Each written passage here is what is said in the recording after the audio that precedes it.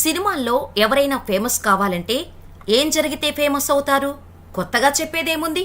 Heroines అయితే exposing చేయటమో, లేదా గ్లామర్గా కనిపించటం, లేదా వరుస హిట్స్తో మంచి సినిమాలు చేయటం వల్లనో ఫేమస్ అవ్వచ్చు అని అంటారు. అంతేనా? ఒకవేళ ఓ సాంగ్లో కేవలం 2 సెకండ్లే కనిపిస్తే వారు ఫేమస్ అవుతారా అంటే అస్సలు ఛాన్సే లేదు. కనీసం వారిని వారు తప్ప ఇంకెవరూ ఐడెంటిఫై కూడా చేయరు అంటారు. అవునా? కానీ అన్నా లెజినోవా, అదేనండి పవన్ కళ్యాణ్ గారి మూడో భార్య. ఈమె విషయంలో అలా జరగలేదు. ఓ సైడ్ డాన్సర్గా పాటలో కనిపించి ఏకంగా పవర్ స్టార్ పవన్ కళ్యాణ్ని పెళ్లాడారు. అన్నా లెజినోవా పవన్కు ఎలా పరిచయమైందనే డౌట్ చాలా మందికి ఉంటుంది. అసలు ఈ అన్నా లెజినోవా ఎవరు?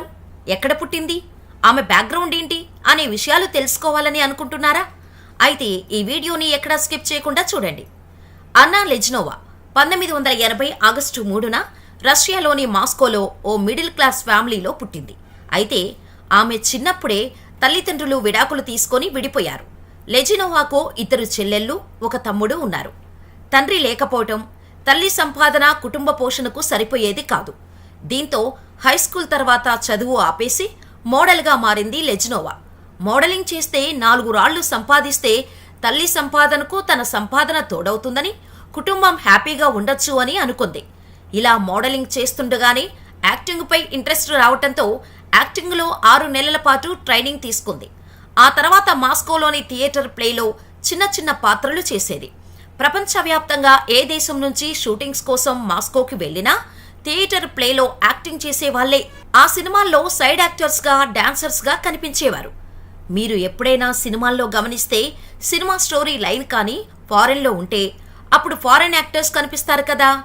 వారంతా ఇలా థియేటర్ ప్లేలో మెంబర్షిప్ ఉన్న వాళ్ళే యాక్ట్ చేస్తారు. ఇలా మన ఇండియా నుంచి షూటింగ్కు వెళ్ళినా వారే యాక్ట్ చేస్తారు. అలా చాలా బాలీవుడ్ సినిమాల్లో అక్కడక్కడా కనిపించింది లెజినోవా. ఇదిలా ఉండగా తీన్మార్ మూవీలో కొంత పార్ట్ని రష్యాలో షూటింగ్ చేశారు. ఆ సినిమాలోని ఓ పాటను అక్కడే ఉన్న ఓ పబ్లో షూట్ చేశారు. ఆ పాటకు ఫారెన్ మోడల్స్, జూనియర్ ఆర్టిస్టులు కావాల్సి వచ్చింది. అలా అక్కడ థియేటర్ ఆర్టిస్టులను 200 మందిని తీసుకున్నారు. అందులో వచ్చిన వారిలో అన్నా లెజినోవా కూడా ఒకరు.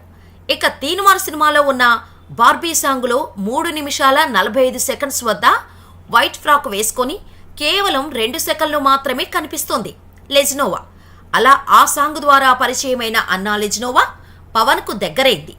కానీ మీడియా మాత్రం ఆ సాంగ్లో మెయిన్ డాన్సర్గా చేసిన డైనా మార్క్స్తో పవన్ క్లోజ్గా ఉంటున్నారని వార్తలు వచ్చాయి. లెజినోవా ఆర్థిక కష్టాలు తెలుసుకున్న పవన్ సాయం చేయాలని అనుకున్నారు. దీంతో లెజినోవాను హైదరాబాద్కు తీసుకువచ్చి ఓ ఇంటిని అద్దెకు తీసుకొని ఆమెను అందులో ఉంచారు. అప్పటికే మొదటి భార్యతో విడాకులు తీసుకొని రేణు దేశాయిని పెళ్లి చేసుకున్నాడు పవన్. పెళ్లికి ముందే సహజీవనం చేసిన పవన్ రేణులకు అకీరా పుట్టాడు. ఆ తర్వాత పెళ్లి చేసుకున్న పవన్ రేణులకు ఆద్య పుట్టింది. ఇదిలా ఉండగా తీన్మార్ సినిమాలో రెండో హీరోయిన్గా సెలెక్ట్ అయిన పూనం కౌర్తో పవన్కు ఎఫైర్ ఉందని, ఆ సంబంధం ఉన్న కారణంగానే ఆ సినిమాలో హీరోయిన్గా సెలెక్ట్ అయిందన్న వార్తలు వచ్చాయి. అంతేకాకుండా ఈ సినిమాకు డైరెక్టర్ త్రివిక్రమ్ కాకపోయినా అన్నీ దగ్గరుండి చూసుకుంది మాత్రం త్రివిక్రమే. పవన్, పూనం కౌర్ మధ్య వ్యవహారం నడిపించింది త్రివిక్రమ్ అని, పవన్ గురించి త్రివిక్రమ్తో పూనం మాట్లాడిన కాల్ రికార్డింగ్స్ సైతం బయటకు వచ్చాయి. ఇవన్నీ రేణు దేశాయికి తెలియటంతో పవన్ నుంచి విడిపోవాలని అనుకొని దూరంగా ఉండటం స్టార్ట్ చేసింది. పవన్కు దూరమైతే అయింది కానీ పిల్లల గురించి ఆలోచించి విడాకులు తీసుకోలేదు. కానీ పవన్ మాత్రం అన్నా లెజినోవాకు ఈ టైంలోనే దగ్గరయ్యాడు. అలా వీరికి ఓ పాప కూడా జన్మించింది. ఈ విషయం తెలియటంతో రేణు పవన్కు విడాకులు ఇచ్చేశారు. అయితే ఇప్పుడు అన్నా లెజినోవాతో కూడా మనస్పర్ధలు వచ్చాయనే వార్తలు తెగ వైరల్ అవుతున్నాయి. ఈ టైంలోనే బాలకృష్ణ హోస్ట్ చేస్తున్న అన్స్టాపబుల్ షోలో 3 పెళ్లిళ్ల విషయంపై ఓపెన్ అయ్యారు పవన్.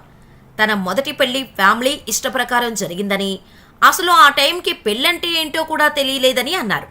ఆ తర్వాత మొదటి భార్యతో మనస్పర్ధలు వచ్చాయని, విడిపోయామని చెప్పుకొచ్చారు. ఇక రెండో పెళ్లి విషయానికి వస్తే రేణుతో భేదాభిప్రాయాలు రావటం కారణంగా విడాకులు తీసుకున్నామని చెప్పుకొచ్చారు. ఇక అసలు మరో పెళ్లి చేసుకోవాలని అనుకోలేదు అని, ఒక యోగిలా మారిపోవాలని అనుకున్నట్టు చెప్పుకొచ్చారు పవన్. అందుకు పూర్తిగా సన్నద్ధమవుతున్న సమయంలో అనుకోకుండా తన 3వ పెళ్లి జరిగింది అంటూ పవన్ కళ్యాణ్ చెప్పుకొచ్చారు. ఇదంతా పక్కన పెడితే అన్నా లెజినోవా ఆస్తుల గురించి కూడా ఓ హాట్ డిస్కషన్ ఉంది. ఆమె పేరుటే ఏకంగా 1600 కోట్ల రూపాయల పైచిలుకు ఆస్తులు ఉన్నాయట. ఆమె పేరిట ఎన్ని కోట్ల ఆస్తులు ఎలా వచ్చాయన్న సందేహాలు చాలా ఉన్నాయి. అయితే 2011 నుంచి పవన్ కొన్ని ఆస్తులను సంపాదించుకున్నారు. పవన్ మాత్రం ఆమె పేరిట సింగపూర్లో కోట్లాది రూపాయల ఆస్తులు కొని రిజిస్టర్ చేయించారట. 11-12 కాలంలో ప్రతి ఏటా పవన్ కొన్ని ఆస్తులను లెజినోవా పేరిట కొంటూ రావడంతో వాటిని విలువ విపరీతంగా పెరిగిపోయిందట. సింగపూర్లో ఉన్న ఆస్తుల విలువే కోట్లలో ఉంటుందని చెబుతున్నారు. కానీ అన్నా లెజినోవా ఆస్తులపై వస్తున్న ఈ రూమర్స్ ఎంతవరకు నిజమో కూడా తెలియదు. నిజంగా అంత ఆస్తి ఉందో లేదో కూడా ఎవరికీ తెలియదు. ఈ విషయాలపై పవన్ కూడా ఎప్పుడూ స్పందించలేదు. పవన్ కళ్యాణ్ సతీమణి అన్నా లెజినోవా చాలా మందికి తెలుసు. కానీ ఆమె గురించి విషయాలు చాలా తక్కువ మందికి మాత్రమే తెలిసి ఉంటుంది. లెజినోవా ఎవరితోనూ ఎక్కువగా ఇంటరాక్ట్ కారు. ఆమె కేవలం తన బంధుమిత్రులతోనే మాట్లాడతారు. 2011 సంవత్సరంలో తీన్మార్ సినిమా చిత్రీకరణ సమయంలో లెజినోవాను పవర్ స్టార్ మొదటిసారిగా కలిశారు.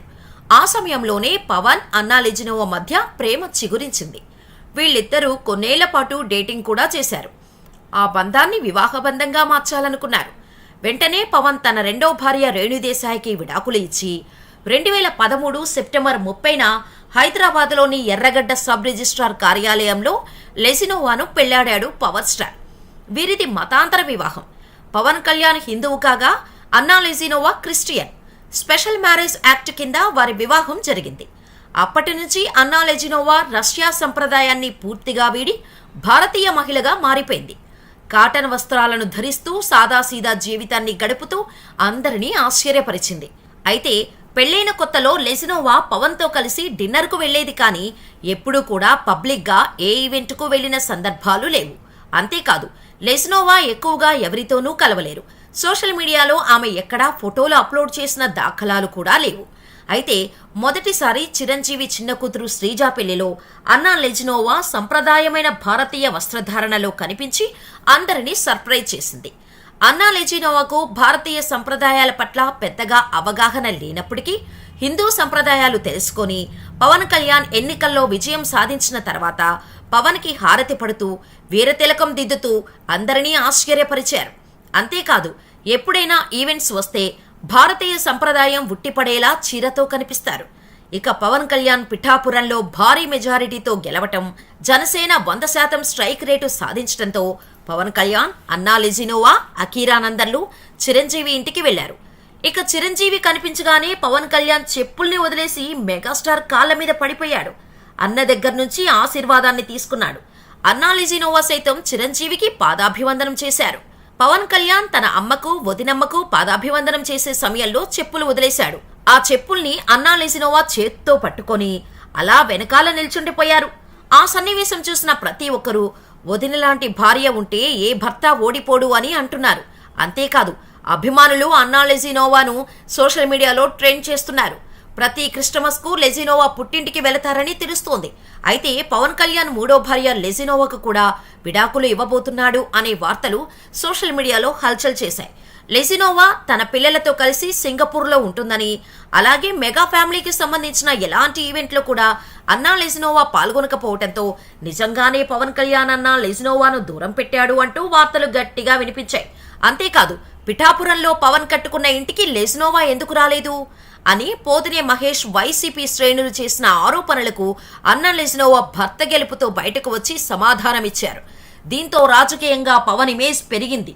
ట్రోలర్స్ కు దిమ్మ తిరిగే కౌంటర్ ఇచ్చింది. ఈ సన్నివేశంతో పవన్ కళ్యాణ్ వ్యక్తిగత జీవితంపై జరుగుతున్న దుష్ప్రచారానికి ముగింపు పడింది. పవన్ విడాకుల వార్తలు రావటానికి మరొక కారణం, అన్నా లెజినోవా పవన్ కళ్యాణ్కి సంబంధించిన రాజకీయ వ్యవహారాల్లో ఎక్కడికి వెళ్లినా కూడా ఆమె దిష్టి తీసి బొట్టు పెట్టి పంపించేది. ఇప్పటికే పవన్ కళ్యాణ్ రాజకీయాల పని మీద ఎక్కడికైనా వెళ్ళినప్పుడు అన్నా ఎదురుగా వచ్చి ఆయనకు దిష్టి తీసి మరీ పంపించేది. అలాంటిది ఇప్పుడు ఆయన వారాహి యాత్ర చేస్తున్నప్పుడు కూడా అన్నా లెజినోవా పాల్గొనలేదు.